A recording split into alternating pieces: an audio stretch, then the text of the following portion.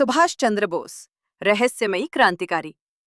इतिहास में कुछ किरदार ऐसे होते हैं जो सिर्फ नाम नहीं बल्कि एक तूफान होते हैं। सुभाष चंद्र बोस एक ऐसा ही नाम है। आजादी की लड़ाई का वो ज्वालामुखी जिसने अंग्रेजों की नींद उड़ा दी। लेकिन उनके जीवन की कहानी जितनी वीरता से भरी है, उससे कहीं ज्यादा रहस्यों और रोमांच से भी। तुम मुझे खून दो, मैं तुम्हें आजादी दूंगा, एक नारा नहीं, ललकार थी। कलकत्ता, अब कोलकाता का ये तेज तर्रार युवा आईसीएस इंडियन सिविल सर्विसेज छोड़कर आजादी की राह पर निकल पड़ा। नेताजी के नाम से मशहूर सुभाष बाबू ने जब भारतीय राजनीति में कदम रखा तो गांधी जी के अहिंसा के रास्ते से थोड़ा हटकर सीधा एक्शन का बिगुल बजा दिया।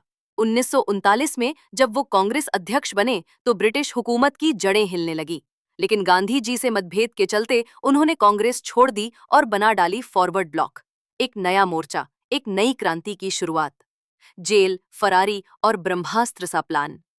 अंग्रेजों ने उन्हें कैद कर लिया, लेकिन नेताजी कोई मामूली नेता नहीं थे।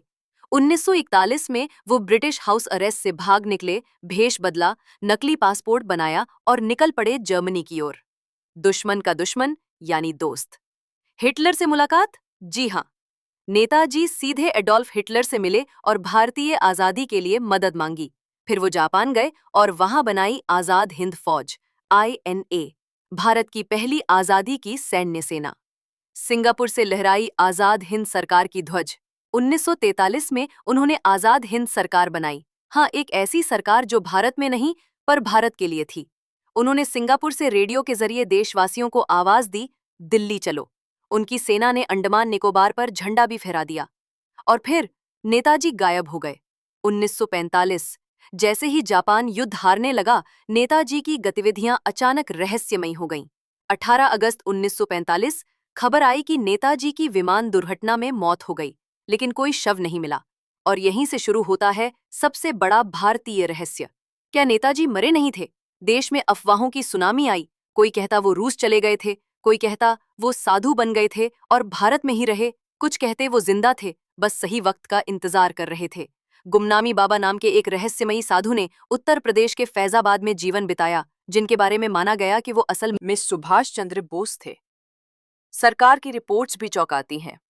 नेताजी की मौत पर 3 जांच आयोग बने, लेकिन सभी में अलग अलग रिपोर्ट।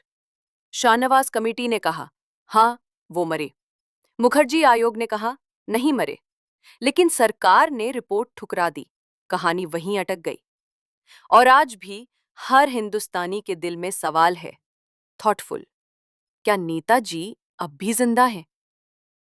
पजल्ड, क्या वो सच में गुमनामी बाबा थे? क्या उन्होंने भारत लौटकर पहचान छुपा ली थी?